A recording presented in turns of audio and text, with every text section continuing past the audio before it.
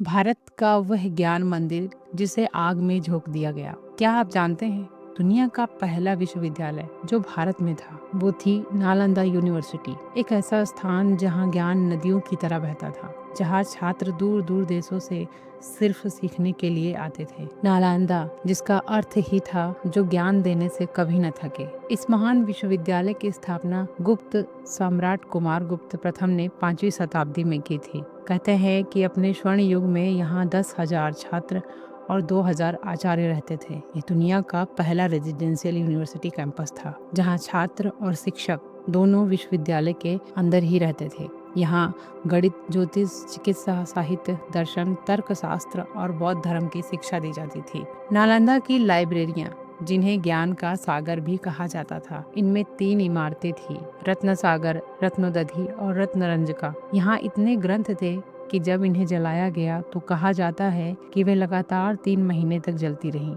सोचिए, कितना ज्ञान, कितनी सभ्यता, कितनी कहानियां सब धुएं में बदल गई। नालंदा पर चीनी यात्री हेनसांग और इतिसिंग ने लिखा है कि नालंदा में प्रवेश पाना आसान नहीं था। प्रवेश से पहले कठिन परीक्षाएं होती थी। केवल वही छात्र अंदर जा सकते थे जो सच्चे अर्थों में सीखने के योग्य होते थे। हेनसांग खुद यहाँ 5 सालों तक रहे और उन्होंने इसे ज्ञान का सागर कहा। लेकिन 12वीं शताब्दी में आया एक क्रूर शासक, नाम था बख्तियार खिलजी। उसने नालंदा विश्वविद्यालय पर हमला किया और भिक्षुओं की हत्या कर दी और उस महान पुस्तकालय को आग के हवाले कर दिया, जहाँ से ज्ञान की नदियां बहती थी। वो आग सिर्फ इमारतें नहीं जला रही थी, वो जला रही थी भारत के हजारों वर्षों का ज्ञान। वो मिटा रही थी भारत के हजारों वर्षों की सभ्यताओं को। लेकिन किसने सोचा था, सदियों तक खामोश नालंदा की धरती फिर जाग उठेगी। जी हाँ, 2010 में भारत सरकार और कई एशियाई देशों ने मिलकर नालंदा विश्वविद्यालय को फिर से जीवित किया। अब यह राजगीर बिहार में स्थित है, जहां आधुनिक छात्र